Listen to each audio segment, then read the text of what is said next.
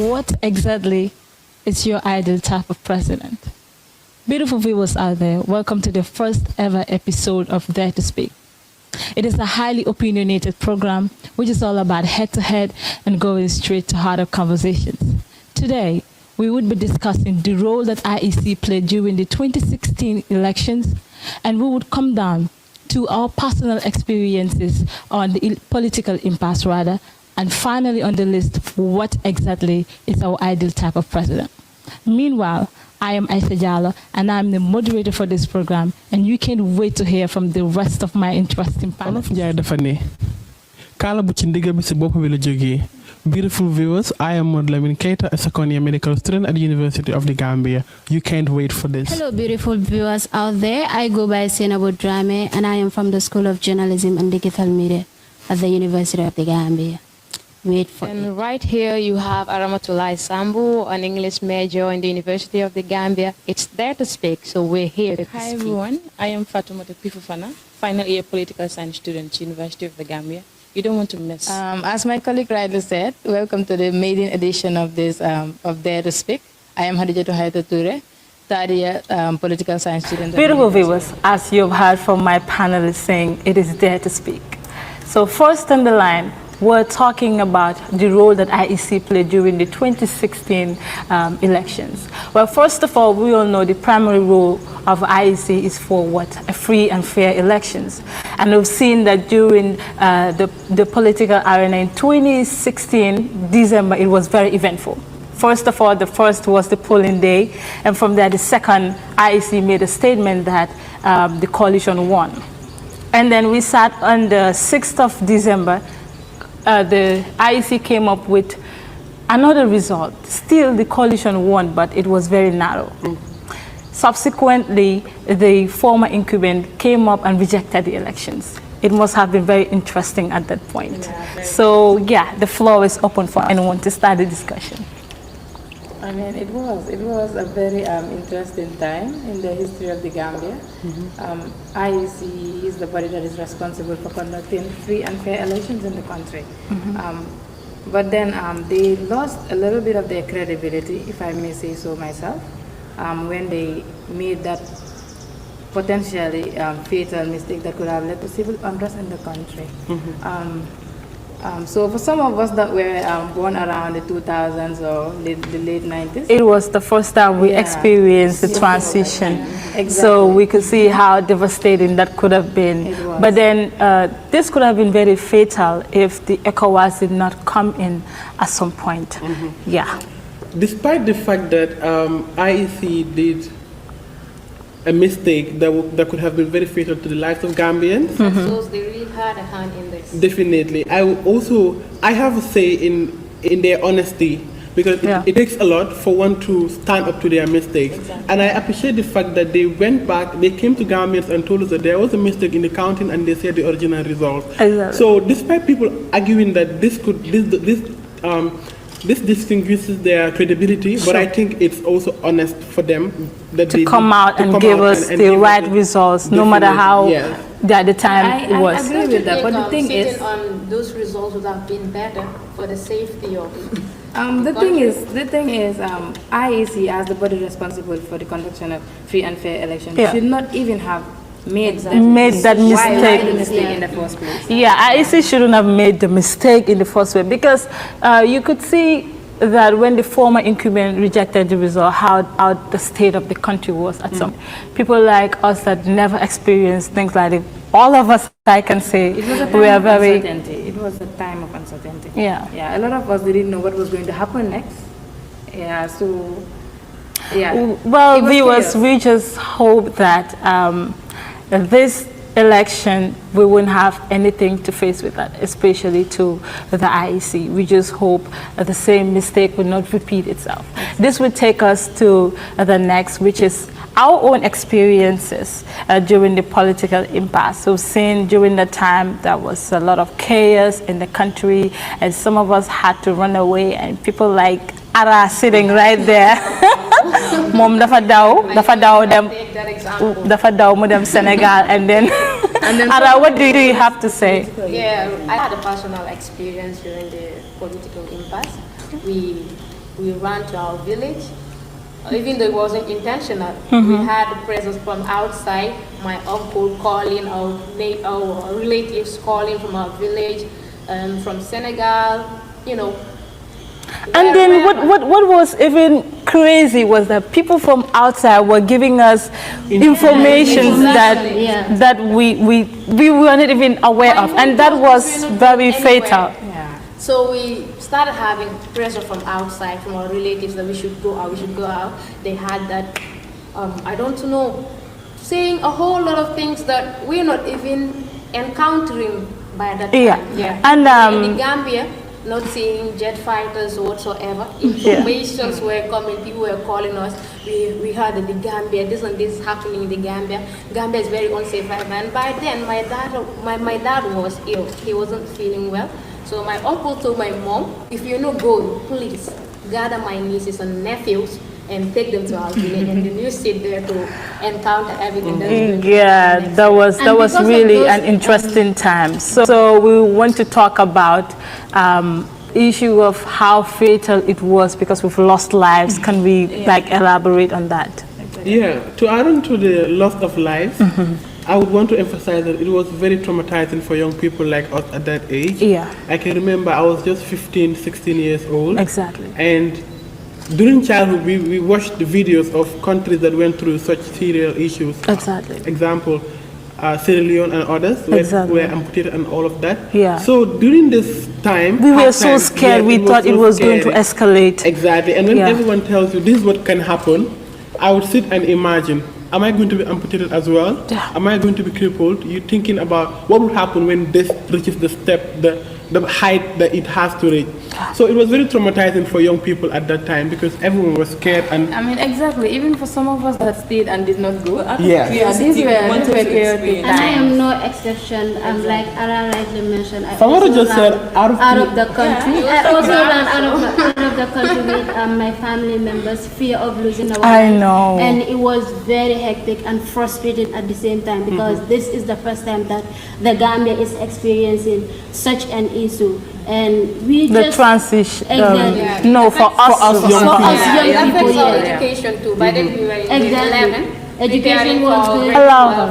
Class examinations, everything. By then we were in grade 11, so we had to run away. And then well, some of us states, out of curiosity, we wanted to experience it. Have to take a break from school. And that resulted very fatal for us. Some people became dropouts from school. Exactly. Because of married. Everything was... Well, viewers, you've heard our opinions about what we experienced during the transition and then the political impasse. For us, we were less than 18, and you could imagine the state that we were in. And this will lead us to the final session, which is what exactly is our type of presidential candidate. We will talk about different aspects from different panelists, and then that will sum up to exactly who our presidential candidate is supposed to be like. The floor is open. I will start with that because the bedrock of every developed nation is education, and our educational system in the Gambia is very poor, which I think should be an issue of concern. Which I think should be an issue of concern. Looking at WAS, I'll start with that because that is one exam we take to be enrolled in the University of the Gambia. And in 2018, for example, there was a massive change that occurred, which is about 13,000 students approximately who sat for the examination. And can you imagine, only less than 600 students get the requirements to enter in the University of the Gambia. That's poor. That is very poor, which is why I think we need to work on the theoretical aspect, on the practical aspect more than the theoretical aspect, because that is where our education fails. You cannot teach a child how to light a match without telling them the consequences that might come along with it. And I think we fail as a country because our educational system is very poor. We need to work on it. Yeah, thank you, Sena. We're talking about the educational system. You will see it was from time immemorial, from the colonial period. You will realize that it is the same trend that is being used. You have 6 years from the primary school, 3 years from the junior, and then another 3 years from the senior. And it is so sad. You spend 12 years of education, and then you don't even know where to specialize in. There are so many kids that will come to the University of the Gambia, and then they find it very difficult. Some of our friends out there, we have many of them out there that will go to the University of the Gambia, and only there they'll be able to choose exactly what they want to do. And even that, maybe they will be influenced by their parents or other students. You want to say something about that? Aisha. So from what Zainabu has just said, which is so brilliant, I think we can all understand from Zainabu's point that it is very important that government inculcates skill learning from the onset. Perfect. This would ensure that young people, despite having their education, their vocational education, they can also have skills to grow up with and then focus with that. And this would also add on them inculcating what you were just talking about. Yes. What were you talking about? No, what's that? Career counseling is very important for young people to choose their career of choices. It's very difficult on us to just sit and say we want to be this. But if this is inculcated in our system, then surely it will be easier for us young people. And another thing is, in the Gambia, the only skill center that we have is the GTDI. And most of the graduates, upon graduation, they don't even have the starter phone to continue what they have learned. So you can tertiary. Exactly. You can For see, the tertiary. yeah, you can see that is also another issue that if you are elected into office, you should be able to concentrate more on providing those equipments to the students so that. And there's one thing that we have not discussed when it comes to the educational sector, which is ethical leadership. Because most of the time, we are the people that come out there and say, our leaders are this, our leaders are not doing this.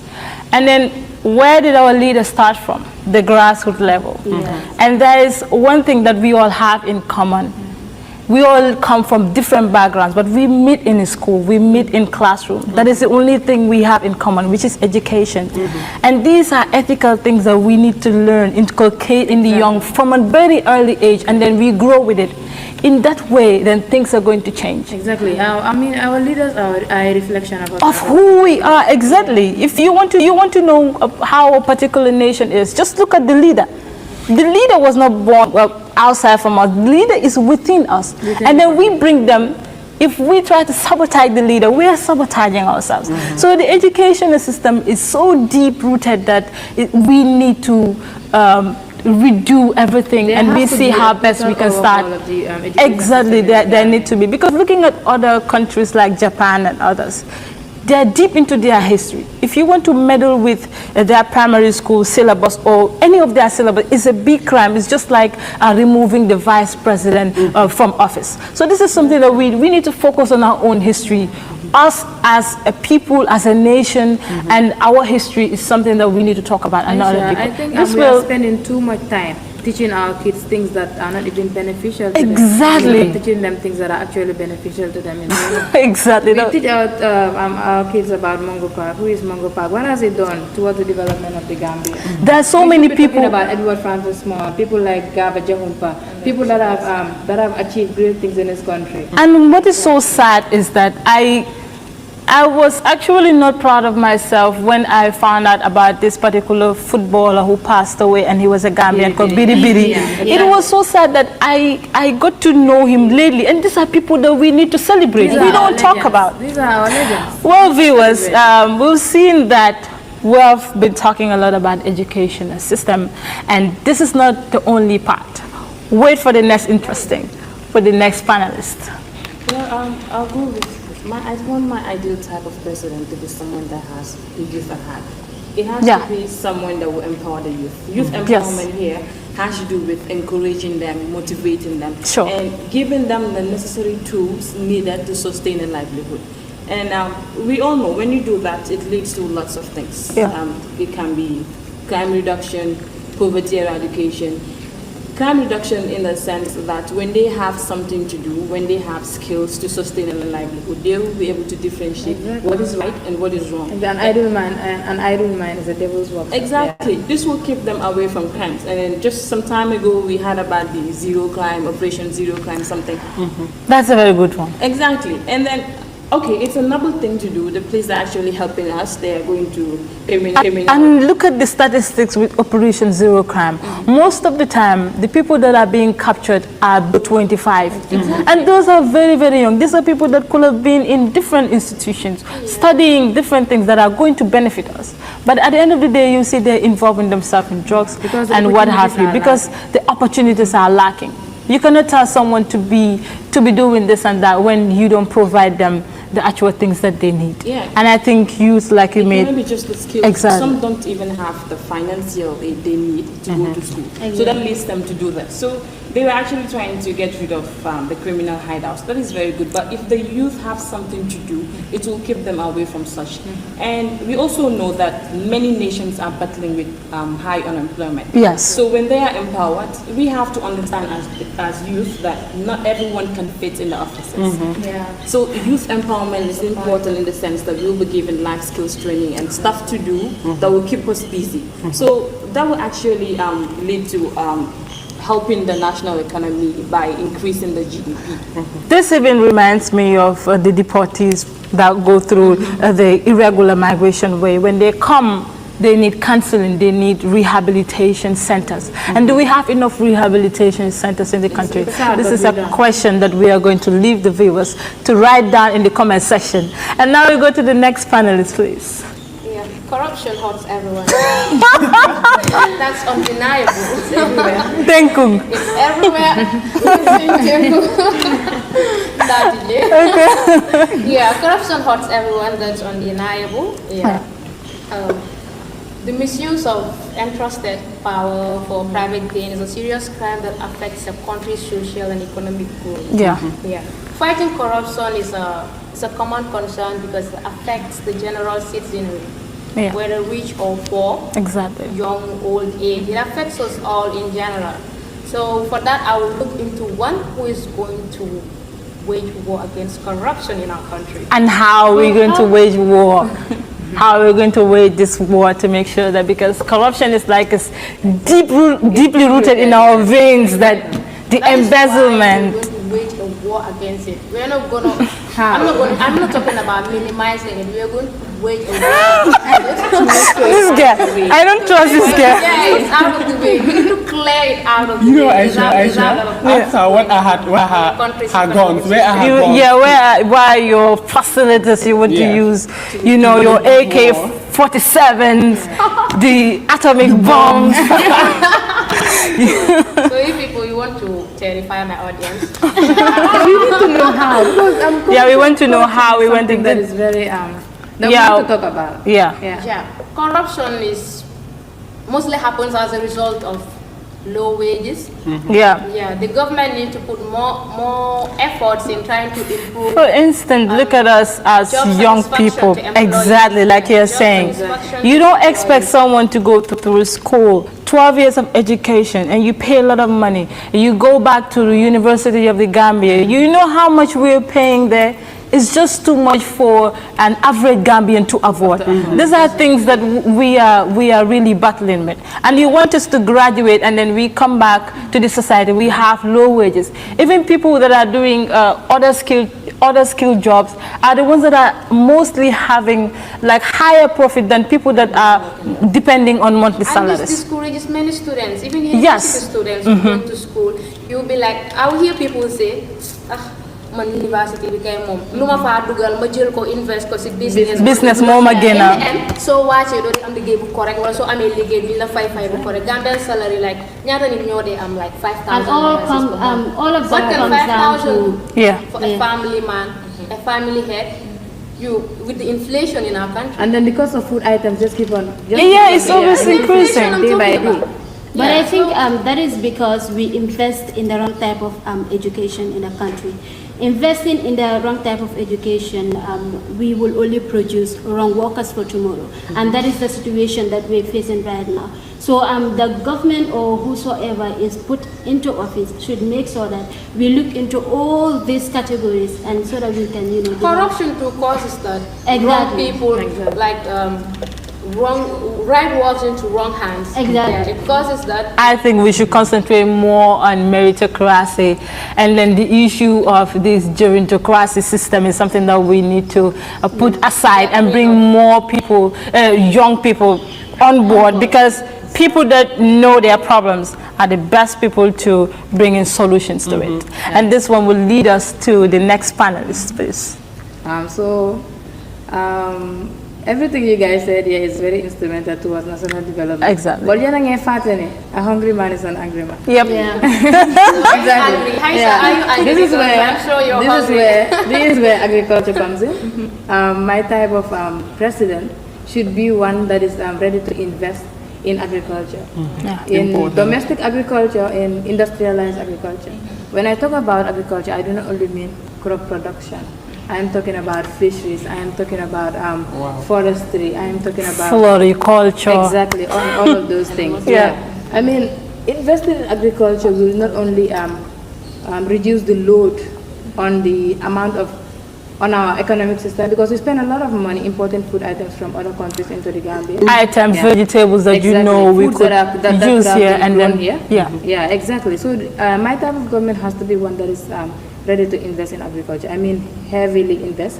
And by this I mean providing a machinery, heavily mechanizing agriculture. This will ensure that there is going to be more yield. That will feed the country, and then we'll have a surplus that we can export and gain revenue from. Also, agricultural extension program. These are very important. My type of government should be able to invest in training extension workers who are going to be reaching out to farmers in rural areas, teaching them best farming. Because most of the farmers we have are not lettered. They are not lettered. So it is going to be very difficult for them to do the massive yield that you are talking about when they don't know the technical know-how. And then you are forgetting the storage facilities that they need. Sometimes they have surplus yield, but then where are they going to keep it at the end of the day? I feel so bad for our women that are out there trying to make things work. They are in the gardens, gardening, farming from morning till evening, and then at the end of the day, they harvest their mostly perishable vegetables. Exactly. And then, I mean, these are perishable items. If they don't have a storage facility that is going to be able to accommodate those type of vegetables and things they are growing, at the end of the day, they're going to. Their effort is going to go in vain. All their effort has gone in vain. They do the one in the evening. And agriculture plays actually gives them the growing. And let us not forget the feeder roads. Exactly. Because these are very, very important. If we have feeder roads, that is how they'll be able to transport it from where they are to wherever they want to take it, to the main city to sell it. The importance of feeder roads cannot be overemphasized. Exactly. Like she rightly said. These women and these men that are out there farming, they need these feeder roads in order for them to be able to connect to the main highway that is going to lead them to the markets. That way they will be able to sell their produce on time, and then at least get something from it that they can live on. It's very sad when they have to work, and then at the end of the day it's all for nothing. So the government has to look into that. We need to prioritize. We need to support our women and our gardeners out there, our farmers out there, because they're the ones keeping this nation alive. Without food, we are all nothing. Yes, like it has been said. Yeah, you know, eat what you grow. I like food. Food is big. We know that. Okay, viewers, like it has been said, eat what you grow and grow what you eat. So this will take me to... as Haida was saying, her important words of wisdom just motivated me to share some words with Gambians out there. For agriculture to develop, as Haida just said, it is important that Gambians, especially young Gambians, change our mindset towards agriculture and farming. Exactly. If sometimes people would be motivated to go into agriculture, but their mindset about agriculture is the misconception. perception that goes around agriculture and farming is what we should change. Agriculture is not poor. One of the richest peoples in the world are farmers. They make money. And then Gambians also have to support young people in agricultural businesses like my farm and other farm industries that produce organic food that we can. Yes. And that comes to encouraging the agri students at the University of the Gambia to get in the farm. Definitely. That is the only way that we exactly. Thank you so much. So we have to prioritize our products, our agricultural products. This would improve and increase the esteem of young people in the Gambia that are into agriculture, Aisha. I mean, that is true. In the 1980s and early 1990s, the Gambia made a lot of progress when it came to agriculture. I mean, projects like the Jahali Pachar project, those are very important projects. Right. But then it's so unfortunate that they were not able to continue. I think we need to work on agriculture. Reinvest in those projects. Well, viewers, like I made mention, these are very, very important points that our ideal president should look into. We need to save our young people from the contortion that agriculture is for the poor, or agriculture is for the unlettered people, or agriculture is for people that do not have let it not be an option. To be a priority. And viewers, this will lead us to the next point. Yes. So we're talking about who is your ideal kind of president. Yes. And my ideal kind of president should be a president that has the health of the nation at hand. Okay. So we will all agree that a healthy mind is a healthy body. Sure. And health is a state of complete physical, mental, and social well-being in all matters that relates to the human body. Which is not merely the absence of disease or infirmity. Thank you, my intelligent student. So this would lead me to the president that I would desire to rule me and my people. When a president has the health of its nation by hand, it would ensure that the nation develops in accordance. Because when people are healthy, then development can be attained. Sustainable development can be attained. How can my ideal president prioritize the health of the nation? One, I would want the president and his government to increase the budget that is pumped onto the finances of health. Health is not cheap. Health is expensive. And these expenses that we pump into health would ensure that the healthy nation is attained. Secondly, I would want the government to increase more scholarship to science students and people that are pursuing nursing and medicine. This would ensure that the labor market or the labor force of health is more as compared to it is. This will ensure that health services are equitable to every person. This will lead me to the state of nation that the president just made mention not long ago with some of the Is it the state of nation? The state of nation that the president made mention. He was talking about some of the achievements that they made in relation to education. And then he made mention that he actually gave scholarship to so many people. We'll commend him for that, and we're saying we need more to that. We need more scholarship. This more scholarship will ensure that we have more people into the health market to ensure that people access health. There should be an equal ratio of health individual to patient. This will ensure that people have ready, reliable, and safe health issues. Exactly. Another point that my government of choice, or my president, my ideal president, should put into consideration in the Gambia is to ensure that at this current time that we are in this COVID time, what every country needs is an oxygen plant. Exactly. And an oxygen plant is very essential for health to develop, for health issues. So I would want my ideal kind of president, especially in the Gambia, to invest in producing an oxygen plant. Because an oxygen plant will not only work for these COVID times, but it will take the nation a long time. And this is very important as well. And then it is very important that we understand the Olof proverb, which says that kubuga neka mbahana danga neka dala. This shows the gradual step. It all starts somewhere. The ladder of starting from the dala, it starts from us being people that are potential enough to develop our nation, and that role the government has a bigger say in that too. And then the government too on sensitization, our ideal type of president on health issues. There's so many misconceptions when we talk about maternal mortality and so many things. We see people, layman industry will say something that is totally different from what the actual problem is. And we encourage, this is health issues, not just COVID. There are so many other traumatizing illness or so many traumatizing situations dealing with health that people need to know. And if they don't, they are going to spread it everywhere, and this is not going to be good for the country. Definitely, Aisha. And you just made mention of a very important point, Yeah. whereby people neglect their health issues. They do. That is it. And this goes to every young person and every Gambian out there. You should not stay at home with your battling health problems until they reach the last stage that is very fatal, and then you tend to go to the hospital. Yes. Once you see issues with your body, your mind, your spiritualness, your health is everything that concerns you, mental, physical, or spiritual. If you're troubled, rush to the nearest health facility. And Aisha, government has another role to play. Yeah. Because by UN laws, for every 5 kilometers, there should be a health service to Exactly. enter. Yeah. And this is not happening in the Gambia. The government is trying, but they need to increase the health facilities so that for every 5 kilometers, someone can enter and get access to affordable health care. Which just This- brings me back to your point that the government needs to, the budget allocated for health should be Increased. Yeah, should be increased. That way, everybody there will be a universal access to health care for everyone. Definitely. Yeah, a healthy nation is a wealthy nation.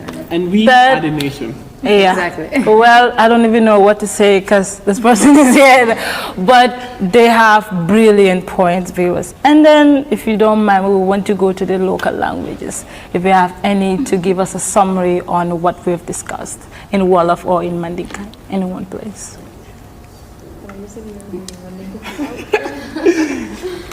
So, let me start with Jola. Let me try it. Okay. I'm not very fluent, but I think I can speak something that people will understand. Okay. Jisafu ku palom ku Jola. Wanjir ke nyatati ku Jola ku mun ku seni out fam panji savari bari. This is very important. Like ni mama manyi wanjirege woli jirege nya. Wanjombe rek kane anusani wanu mange be kan man esuke develop man esuke jow place no manje to uli tuji mange man jow and udu le kat hani an gana hani an bolonko uli tuji bay woni je be kan pour man esuke le Aisha Education. so parang ko jola anu sani di dunia we nabo broke up pour kane man esuke go forward so this we all have a Aisha, I think I have tried. Thank you. We did a lot. So can we? Yeah. Okay. Bad maninkul. Kalem bimgula na mimbi fajang. Kumba try na nga summarize in Mandinka. Mga kumasa ningka tandi ko Independent Electoral Commission wala independent body te milka election not mandi bangkuka. Ando nga jela ko kuta meeting ng 2016 brian do bebe no high school lam munun dinwal ti masangi tan ni fon so do time. Wala ka tan sinya follow ti nga sifa experience. Nga kacha kumase ka tandi ko gambe no lako IEC mimu independent body ti ni sifa manyen na kila ko tenge ni fudan la fo political impact so ko surtout mani election o min kanana inte careful la back ni 2021 December election o min kana ntara wo nyama ka tandi ko mo tol mu me e lafta la president way keno nyaadile ni election o min kana bari election o kana mbina president ko to le tambonna so ma ñooñu ni kakan ite lafta mu president si pala nga dula jamal ma nga funding kala dula ma nga karangal la bunda ma nga agriculture ma anin dula jama ngalan nako atu fana mimbe ba suwa kona albe yalan nako allah fala president ko ñaari so kacha be taranata asunta wala ala bara Thank you so much. Like I didn't know she was this fluent. Well, viewers, Mandina try ma wax ci Wolof, even though I'm not so fluent. But then suñ mbokki déglukat yi gis ngeen nit ñoo nekk there to speak. ay xale ndaw leen ñoo xamante ne then come up with programme bi pour ñu discuss issues yoo xamante ne looraange la si dëkk bi ak yoo xamante ne dañ leen war a upload government bi and society bi in fact so programme bi is not all about politics tey topic bi lañ ekkati pour because elections baa ngi ñëw te dañ bugga nit yi fële ñu xam exactly kan lañ war a votal in position bul xool ne kii suma mbokk la kii suma lii la nit koo xamante ne dafa war a liggéey dëkk bi suñ gisee koo xamante ne mu ngi taali si yoon boobu yaakaar naa ne ñun ñëpp kooku la ñu war a sànni suñ karta first of all ñun doon wax about IEC bi ñoom ñoo amee bunti election wàllum election bi ñoom ñooy count suñ vote si ba pare ñu wax ñu results yi te ñoom nag gars yi dañ am a very important role to play suñ ñëwee si wàllum election bi because ñoom suñ waxee election si suñ waxee results yi raada si la nit yi di xam kan moo gagné te suñ defee seen mistakes here and there loolu dafa mun a essayer comme lu happen on in 2016 ñaari result ñu lañ ñëwoon announce at the end of the day loolu bëggoon naa create problem let's say create on a problem because amoon nañ daw yu bëri yoo xamante ne daw neen ñu mel ni araaf yi ñu mel ni Seenabu ñoom ñëpp dawoon neen am neen accidents yu bëri yoo xamante ne daloon nañ ñu bëri si yoon bi dee yu ñaaw yoo xamante ne mënoon nañ koo prevent so ñu ngi ñaan IEC si election bu war a ñëw nii ñu make sure ne this time around duñ am loo xamante ne façon nañ ko in 2016 loolu isi nañu to the next topic loolu moo nekk ñun képp ku nekk yow kan moo nekk sa ideal type of president maanaam yow kan nga foog ne mooy leader boo xamante ne moo war a toog so ñun ñëpp wax neen on different sectors ñii wax neen si wàllum jàng bi ñii wax si agriculture bi si mbéy bi ñii wax si corruption bi maanaam loo xamante ne yëngu-yëngu bu nekk di happen si biir government bi loo xamante ne waruta am ñeneen ñi wax nañ si ñun ndaw yi naka la ñu mun a élever naka la ñu mun a empower and kii wax na si wàllum health condition bi si wérgu yaram ji lii yëpp dafa nekk issues yoo xamante ne war nañ si laal war nañ si xool képp koo xamante ne dangaa voté wala dangaa vote sànni ko koo xamante ne yii ñoo nekk yi ñu war a xool daal pour boroma mu wiin waa jërëjëf Aisha wax na yëpp lu ma see yokk rek mooy suma maam ya Sénégal lañ jógee danga Aisha moom wax na yëpp wax nga yëpp so léegi moom lu ma yokk rek mooy xanaa di ñaax ndaw yi rek right now nañ leen votal nit ñi based on gaa luñ mun a achieve buñ leen xool ne kii lii la wala lii la wala lii la xeet bi la wala xeet bi la ñu votal ko based on that nañ leen make sure ne suñ vote suñ vote dafa war a count suñ vote na nekk suñ voice waaw ndaw yi yëpp nag nañ leen maintain peace loolu dafa important trop jaama dafa important si dëkk élection baa ngee ñëw and as well ndaw yi tamit waruñoo xool si seen family head si in choosing your politician of choice gars yi dañ war a xool daal the ideal type of president comes from you yaay toog nga xelaat well what are some of the developments that you would want your president to do and nga choose ko sa bopp not like suma yaay si political party bi la bokk exactly before I was born guy ñoom yëpp lii lañ so yow tam nga ñëw as a you join them so we need to make our political decision now or not to look ay men fore comme man ni ka kan wala rek comme kana jibe ko ni mum baade ngonti wala nit ñi mun seki ni nadi ni be voting kala mo jibe me alon ka la manifesto di ya jibe foyte ilafta president o men ñi mo president o men le wati yeah mo president o lete den ya vote o kana jibe ko ñi mum baade wala de wala kafuño ma fa amu ñineti wala ñi wo ko jamala nati nan at the end of the day ni mo ko be bulala anoma wanyama ndita nyaata botana sila am kendo no. Well, viewers, like I made mention earlier, we have interesting panelists right here. And looking at them, they brought up so many interesting topics that you all need to listen to and sit back and reflect on them. Follow us on our subsequent episodes wherein we will talk about diverse issues. We'll talk about issues that are affecting us, issues like this. And don't forget to like and write down your opinion in the comment section. Until then, it's a goodbye from us. Thank you.